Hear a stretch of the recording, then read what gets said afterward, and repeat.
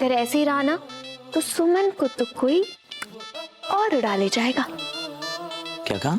हमने कहा कि अगर ऐसा ही चलता रहा तो तुम्हारी सुमन को कोई और ले जाएगा। अच्छा, किसकी इतनी शामत आई है जो तुम्हें उड़ा ले जाएगा? नंदन चलो, अब अगर यहाँ पे कोई आ गया ना तो हमारी शामत आ जाएगी। चुप, कोई नहीं आएगा। ठीक, उस दिन नंदिनी की शादी थी तो कोई आ गया था और मैं रुक गया था, लेकिन आज हमारी अधूरी बात पूरी होगी। नंदन। सुमन, हमने कहा था ना कोई आ जाएगा, अब हम क्या करेंगे? रिलैक्स, आओ।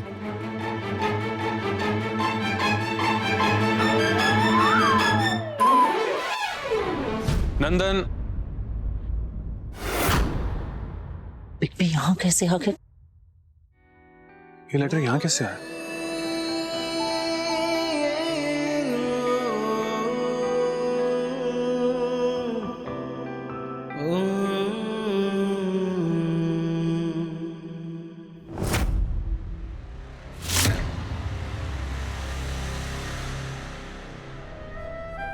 नंदन, बिग बिग, ये लेटर मेरे लिए। या हे भगवान, अब जाने क्या होगा। नंदन, ये लेटर तुम्हारे पास कैसे आया? ये अब क्या करें? हम यहाँ से बाहर निकले तो अंशुमन जी को लगेगा कि हम यहाँ क्यों छुपे हुए हैं। सुरभि माँ को भी अभी अभी होश आया, घर में इतना कुछ घटा है। ऐसे में हमने अपना और नंदन का सच बताया तो पता नहीं क्या होगा। हमें हर हाल में पहले परिवार को बचाना होगा, फिर सही समय मिलते ही सबको सच बता देंगे। एक मिनट, इस लेटर के बारे में आपको कैसे पता? जो मेरे लिए उसके बारे में मुझे नहीं पता, वो तो किसे पता होगा? हे भोलेनाथ जी, किस दुविधा में फंसा दिया हमको। अंशुमन जी को लगता है कि वो सॉरी उनके लिए था, जबकि नंदन को लगता है उसके लिए। ये लेटर आपके लिए? नहीं नहीं, ये लेटर मेरे लिए। यू नो, सुमन सॉरी बोलना चाहती है मुझे, क्योंकि यू नो परेशान है।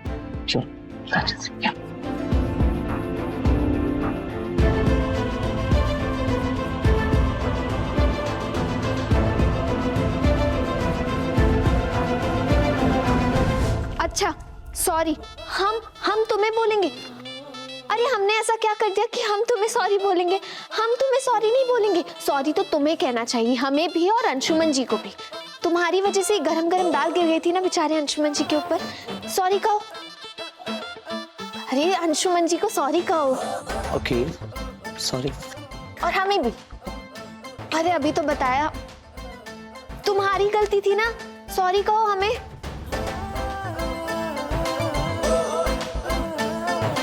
सॉरी।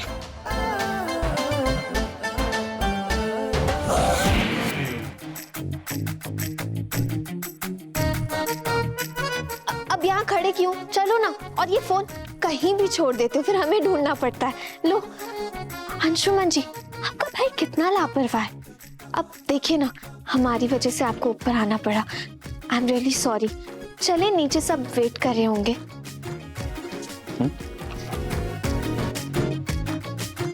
चले आप? या हाँ। अरे एक एक कोना साफ होना चाहिए ठीक से, अशुद्धता बिल्कुल नहीं रहनी चाहिए। सालों के बाद घर में छठ पूजा होने जा रहा है। शुद्धता और पवित्रता, यही तो पसंद है छठी मैया को। प्रणाम। हाँ प्रणाम। प्रणाम बाबूजी। दीदी कितना परेशान होंगी आप। सब हो जाएगा, हम सब आ गए हैं ना।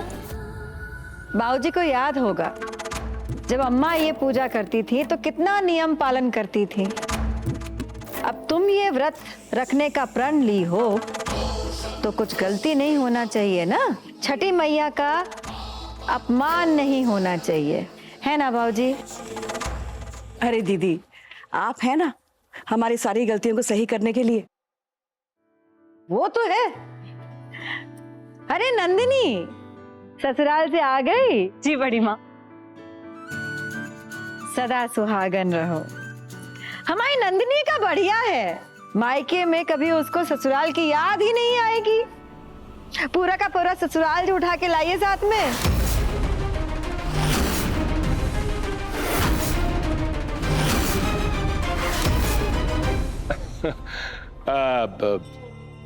बड़की बहू जी, जब तुम्हें तुम्हारी अम्मा जी की सारी बातें याद हैं तो तुम्हें यह भी याद होगा ना कि जब तुम्हारी अम्मा जी छठ पूजा करती थी तो वो चाहती थी कि पूरा परिवार इकट्ठे रहे, सारे नाते रिश्तेदार, सारे सगे संबंधी, सब याद है या भूल गई?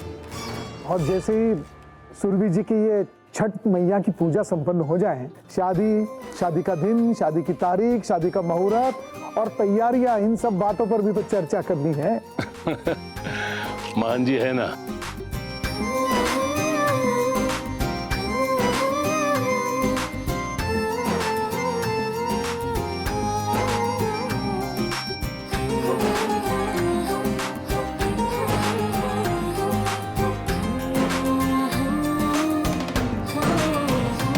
बस भी करिए अब, कितनी बार एक ही बात की चर्चा करेंगे, शर्मा जाती है बेचारी। पहले हम छठ परमेश्वरी और सूर्य देव की उपासना पूरी कर लें, फिर चर्चा करेंगे इस बारे में। चलो नंदिनी, आओ। आइए मान जी, मैं आपको कमरा दिखा रहा हूँ, आइए। आइए समधिन जी।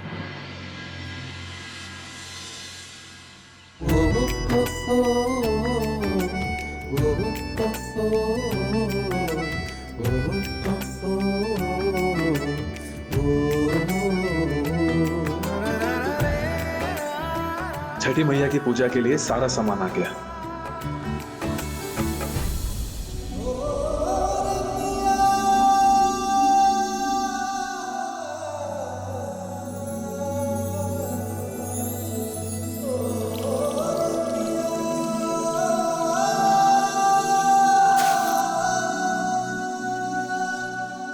नंदन, आज सुरभि माँ का छठ व्रत है और छठ में नो शरारत, नो मस्ती एंड नो चैलेंज, ओनली पूजा।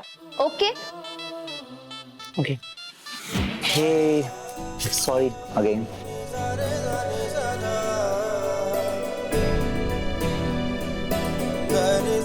पानी डालें।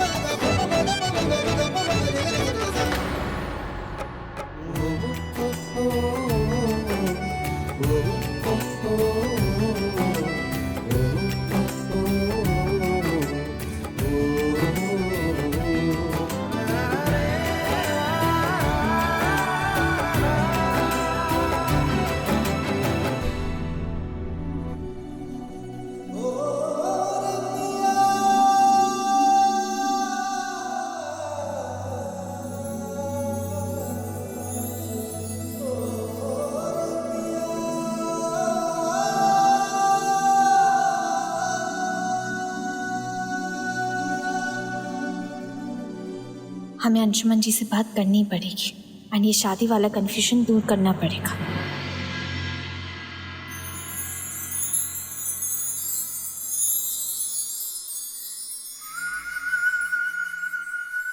ये सब तुमको अकेले ही बनाना है छुटकी? क्योंकि आज का खाना या तो व्रती बनाती है या फिर वो जिसने उसके साथ उपवास रखा। अब नंदिनी, आरती और तुम्हारी वो सुल्तानगंज वाली जो समधन है ना, सबने तो सुबह का चाय नाश्ता कर लिया है। पता है दीदी, आप चिंता मत करिए, सब कर लेंगे हम। करो।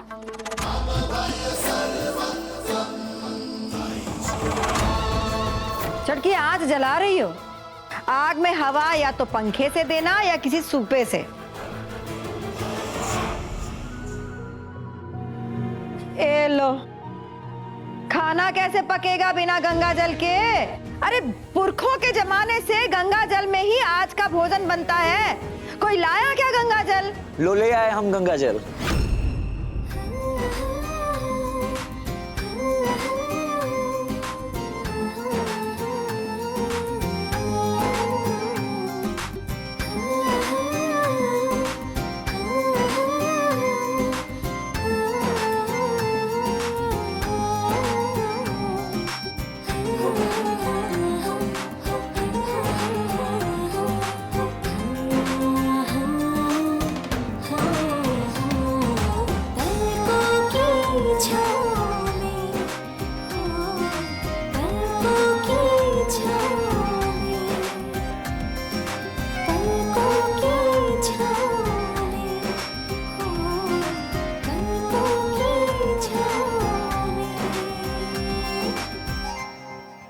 माँ, आप इतना सारा खाना अकेले बनाएंगे? कमाल करते हैं बिग बी। माँ अकेले गए हैं, हम सब हैं ना, हम सब मिलके खाना बनाएंगे। Come on, let's go. क्या हो रहा है? रुक जाओ।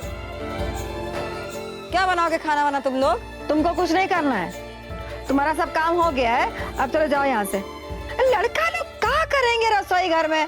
चलो निकलो। ओके ठीक है, वो मैं सोचा वो हेल्प कर दूं बस। Okay bye. अब तुमको का अलग से बोलना पड़ेगा।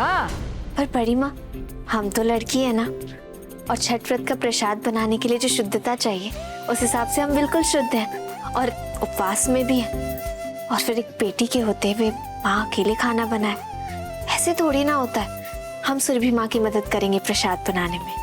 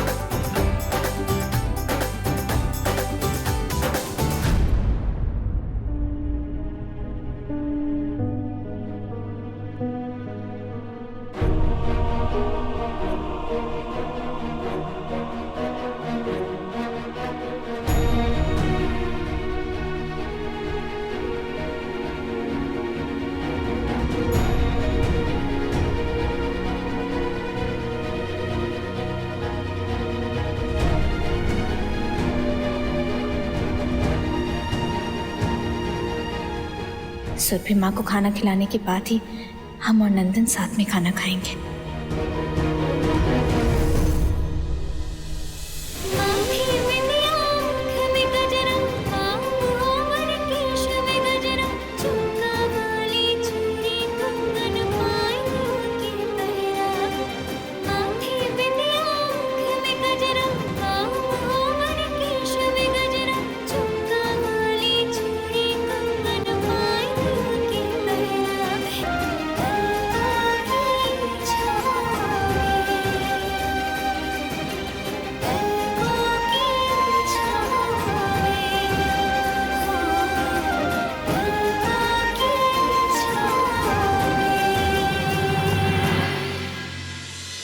सुरभि माँ, अब आप आराम कीजिए।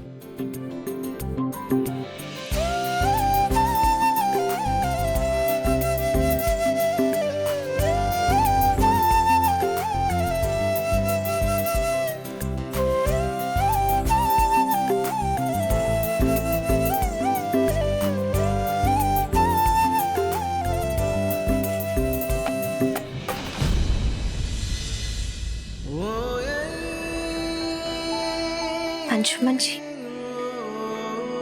खितारी, सुमन, सबने खाना खा लिया है, माँ तक ने खाना खा लिया है, लेकिन तुमने अभी पानी तक नहीं पिया। जी हम कर लेंगे। कर लेंगे क्या मतलब होता है सुमन? तुम अभी अभी इतने बड़े हादसे से बची हो, अगर ऐसे लापरवाही करोगी तो क्या हाल होगा तुम्हारा? अंशुमन जी, सुरभि माँ सो गई है, हम भी बस करने ही जा रहे हैं। जा नहीं रहे थे? चलो, 3 दिन का व्रत है सुमन, और आज से तो शुरुआत हुई है। अभी तो असली कठिन व्रत से गुजरना है माँ को, और अगर तुम बीमार पड़ गई तो माँ का साथ कौन देगा? अंशुमन जी, जो भी इंसान छठी मैया का व्रत रखते हैं ना, उन पर छठी मैया का आशीर्वाद होता है, और हम तो एक व्रती की सेवा कर रहे हैं, तो छठी मैया हमें कैसे कुछ होने दे सकती है? हो गई तुम्हारी बात, अब तुम सिर्फ मेरी बात सुनोगी। चलो पहले खाना खाओ, चलो चलो बैठो। अंशुमन जी। सुमन, बैठो।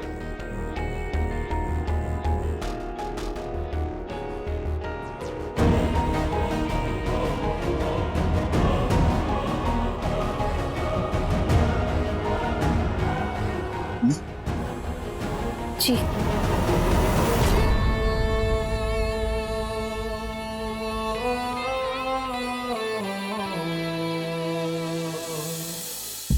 ये नंदन कर क्या रहा है?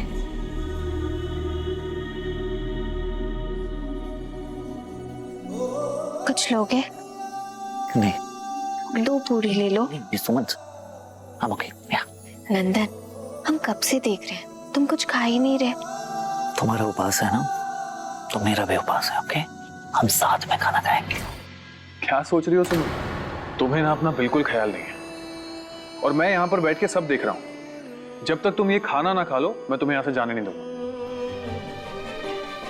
नंदन खाने पर हमारा इंतजार कर रहा होगा, अब हम अंशुमन जी को मना कैसे करें? सुमन, अब आप भी जाओ यार, एक साथ 100 चूहे पेट में कूद रहे हैं, कुछ समझ में नहीं आ रहा। तूने सुमन को कहीं देखा? हाँ, सुमन दीदी तो खाना खा रही है।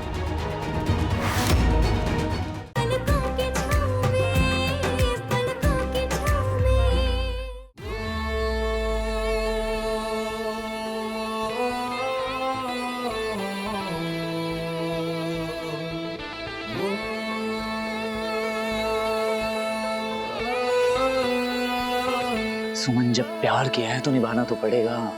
मैं इंतजार कर रहा हूँ, अब आ जाओ। गुड लक, ये कौन?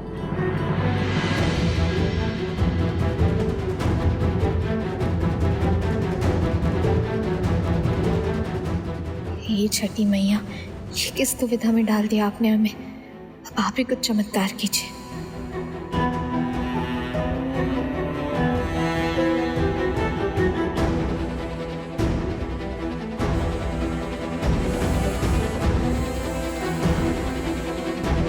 सुमन,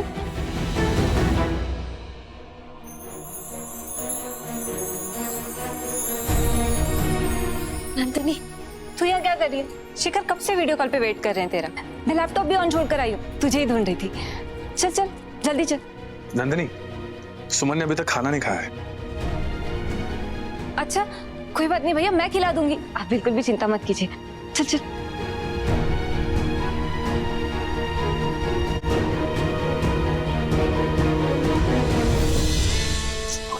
सुमन, अब आप भी जाओ यार, एक साथ 100 चूहे पेट में कूद रहे हैं, कुछ समझ में नहीं आ रहा। कौन?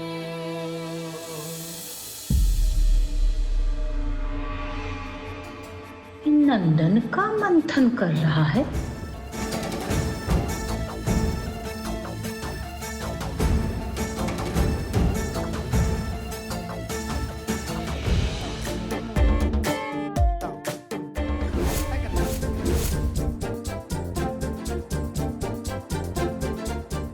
ये मामी जी हवन मंत्र फूक रही हैं का चुटका भैया पर?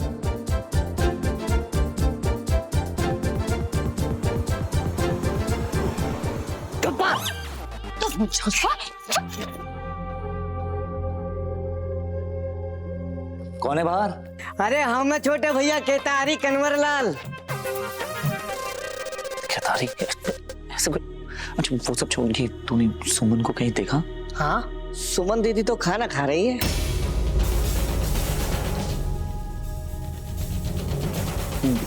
तुमने अपनी आंखों से देखा या बस बातें बना रहे हो तुम? लो कर लो बात। अरे हम अपने हाथों से परोस कर आए तो आंखों से क्या देखना।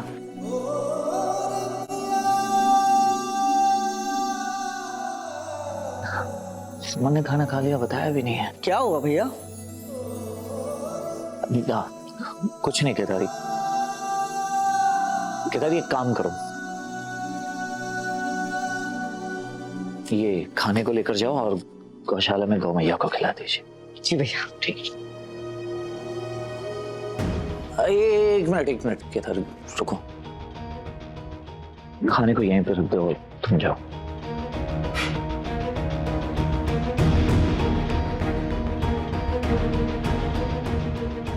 सुमन ने ऐसा क्यों किया? वो तो मेरे साथ खाने वाली थी।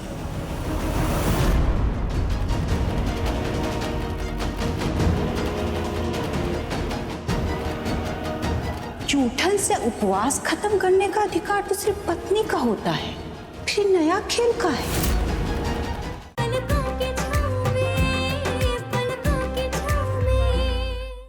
केतारी, यहाँ जी भैया। ये खाना गौशाला में गौ-माता को दे दो। क्यों बड़के भैया, सुमन दीदी ने खाना नहीं खाया क्या? नहीं, वो नंदिनी के साथ खाएंगे।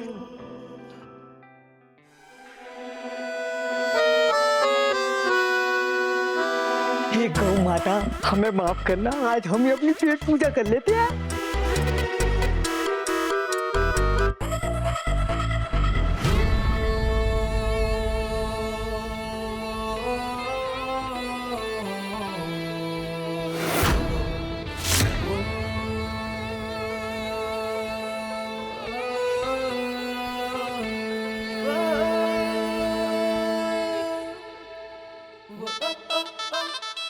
नंदन हमारे लिए खाने पर वेट कर रहा है।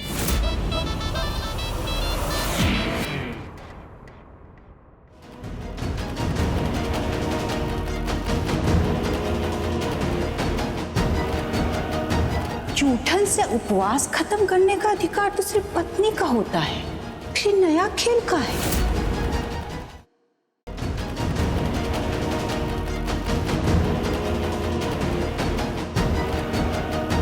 जूठन से उपवास खत्म करने का अधिकार तो सिर्फ पत्नी का होता है, फिर नया खेल का है।